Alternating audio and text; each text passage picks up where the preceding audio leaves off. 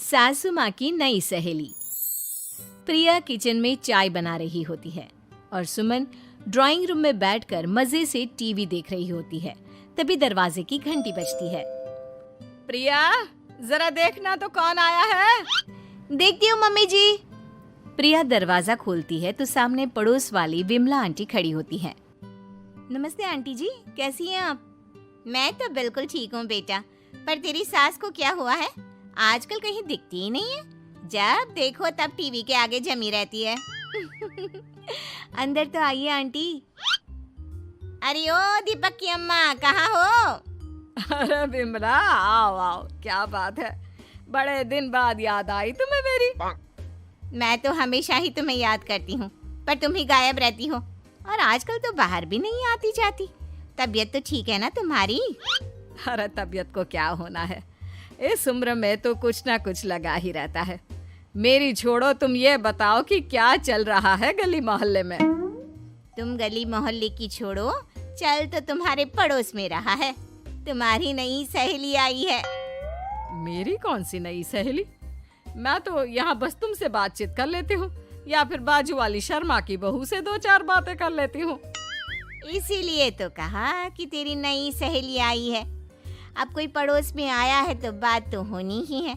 कम से कम इसी बहाने हमारा भी एक ग्रुप बन जाएगा। फिर सब मिलकर अपनी बहुओं की शिकायतें किया करेंगे।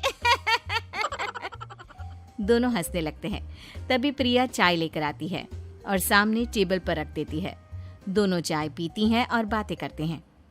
चलो मैं चलती हूँ, अब कल मिलते हैं। राम राम।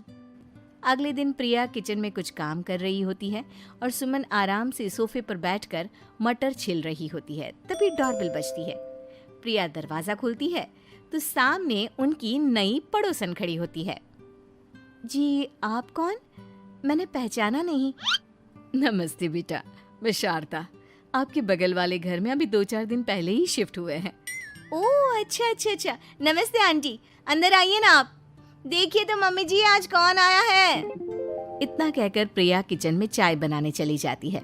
नई पड़ोसन को घर पे देखकर सुमन थोड़ा हैरान हो जाती है। नमस्ते बहन जी, मैं शारदा, आपकी नई पड़ोसन। अच्छा, आप हैं हमारी नई पड़ोसन। आइए आइए, और बताइए कैसी हैं आप? जी बिल्कुल ठीक हूँ। वो दरअसल घर पर छोटी सी पूजा रखवाई थी, बस उसी का प्रसाद देने चली आई। सोचा इसी बहाने नए पड़ोसियों से भी मुलाकात हो जाएगी। ये तो बहुत अच्छा सोचा आपने। सुमन प्रिया को आवाज लगाती है।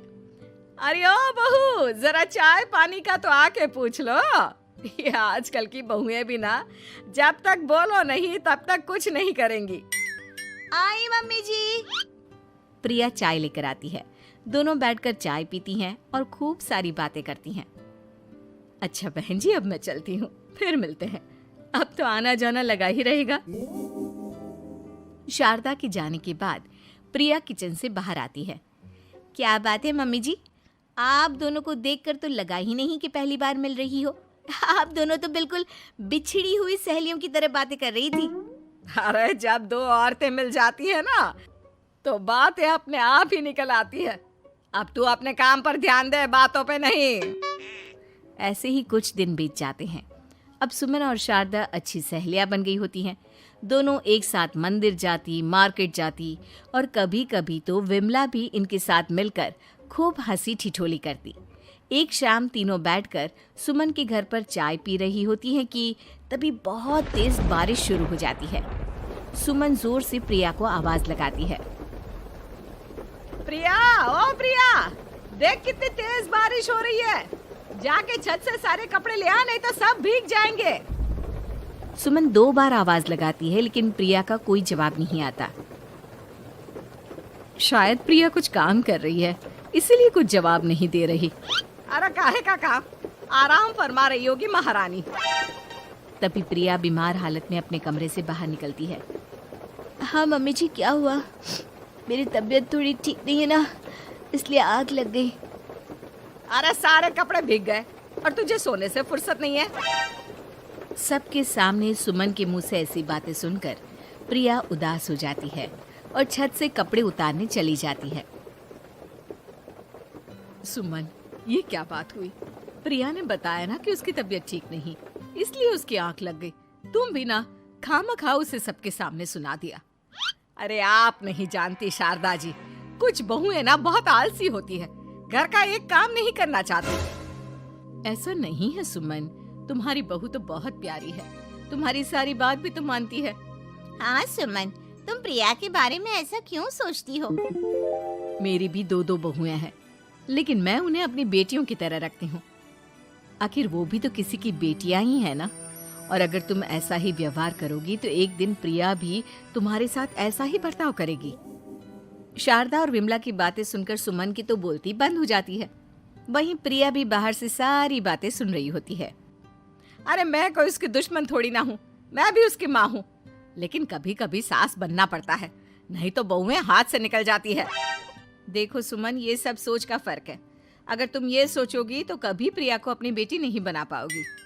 इतना कहकर शारदा और विमला वहां से चली जाती हैं और सुमन अकेले बैठकर उनकी बातें सोचने लगती है। अगले दिन प्रिया और दीपक अपने कमरे में बैठकर बात कर रहे होते हैं और सुमन उनके कमरे के बाहर कुछ काम कर रही होती है और उन दोनों की बातें सुन लेती है।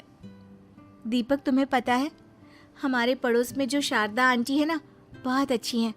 अच्छा, ऐसा क्या हो गया जो तुम्हें वो इतनी अच्छी लगने लग गई?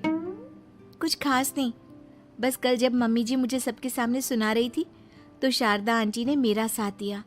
मैं तो सच में हैरान ही रह गई थी जब उन्होंने मम्मी जी को मुझसे ऐसा बर्ताव करने के लिए मना किया। अच्छा, फिर क्या हुआ? होना क्या था, शारदा आंटी तो मम्मी जी को समझा ही रही थी कि बहू को भी बेटी की तरह ही रखना चाहिए, लेकिन मम्मी जी तो मम्मी जी है ना, उन्हें तो मुझ में हमेशा कमी ही दिखती है। काश मुझे भी शारदा आंटी जैसी सास मिली होती जो मुझे भी अपनी बेटी जैसी समझती। सुमन ये सब सुनकर बहुत उदास हो जाती है और वहां से चली जाती है। प्रिया की बातें सुमन के कानों में बार बार गूंज रही थी। उसे बहुत शर्मिंदगी महसूस हो रही थी कि उसने प्रिया के साथ बहुत गलत किया है। अगले दिन सुमन शारदा और विमला को बुलाती है। क्या बात है सुमन, आज तूने ऐसे अचानक क्यों बुलाया? सब ठीक तो है ना? हाँ, सब ठीक है, तुम दोनों बैठो तो सही। तब तक दीपक और उसके पापा भी आ जाते हैं। प्रिया, तुम भी आ जाओ। क्या हुआ मम्मी जी, आपने बुलाया? हाँ प्रिया बेटा, मैं आज सबके सामने तुमसे माफी मांगना चाहती हूँ।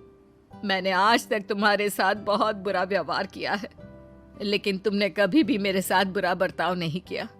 मुझे अपनी गलती का एहसास हो गया है, हो सके तो मुझे माफ कर देना। प्रिया अपनी सास की बातें सुनकर हैरान हो जाती है। उसकी आंखों में आंसू आ जाते हैं। प्लीज मम्मी जी, आप मुझसे माफी मत मांगिए, मैं भी आपकी बेटी ही हूँ। वैसे एक थैंक यू तो मेरी नई सहेली को भी बनता है, जिसकी वजह से मुझे मेरी गलती का एहसास हुआ। शारदा बहन, आपका बहुत बहुत शुक्रिया जो आपने मेरी आंखें खोल दी।